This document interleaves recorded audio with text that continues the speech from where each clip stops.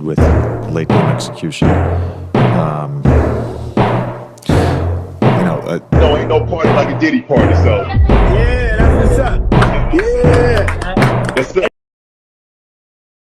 I sit in my room wearing my Miami Heat shorts before I go to the gym.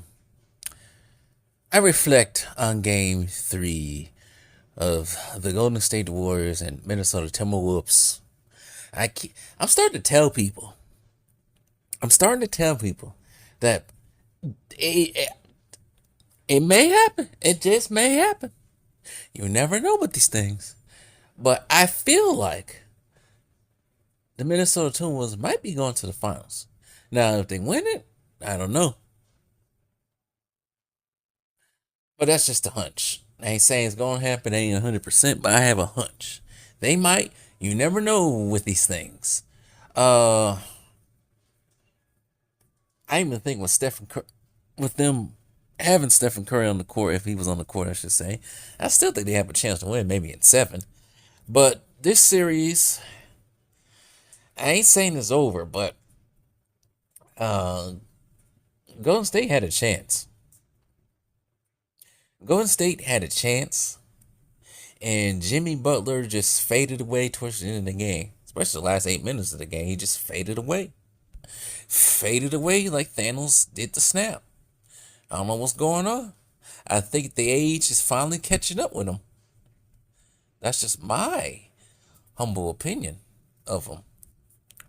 Look up some stuff right quick.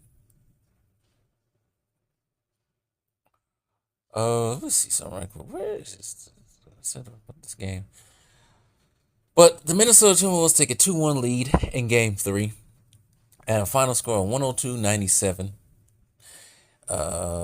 Anthony Edwards led the way for the Minnesota Timberwolves. And not just Anthony Edwards, Julius Randle too. Let's see. Look at this right quick. Starting with Anthony Edwards. Anthony Edwards, 36 points. Now, it wasn't the most efficient game, but he had 36 points. He was not very efficient from 3.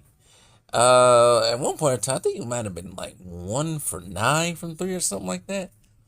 Maybe worse than 1 for 2. It was bad.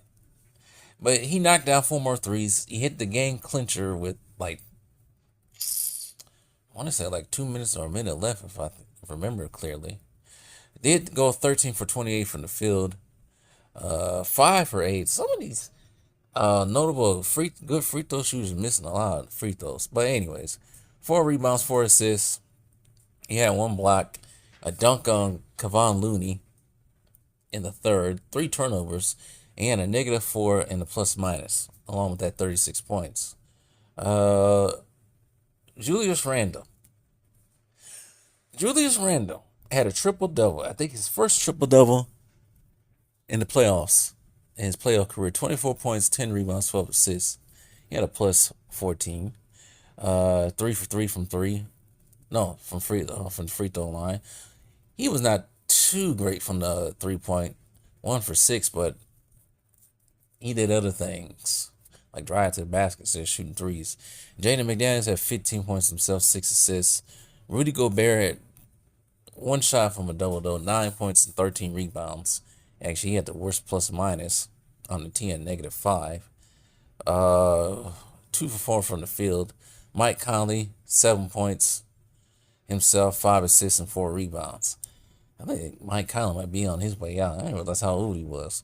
Coming off the bench, Niles Reed with 9. DiVincenzo did play for 16 minutes, only had 2 points. Shea Gilchrist, Alexander's cousin, Alexander Walker. Egg. 0 points in 18 minutes. And he shot an air ball. Terrible air ball in the game. Minnesota shot 13 for 34 from 3, but shot 43% from the field. Did they out-rebound the Golden State Warriors? 44 rebounds to Golden State's 36. Yes, they do. I always say the indicator of you winning the game is out-rebounding the other team on the boards, offensively and defensively. As for the Golden State Warriors, Mr. Triple Single himself got himself a triple single. 2 points, 2 steals, 4 assists, 2 rebounds. But he had 6 fouls because he fouled out. And he also had 5 turnovers. That is Mr. Angry Man himself. Jackson Davis, 7 points. Didn't do the same amount of input he did in game 2. 7 points for him. Jimmy Butler led the Golden State Warriors with 33 points. 12 for 26, 2 for 4 from 3. But like I say, he disappeared towards the end. I don't know what happened to him.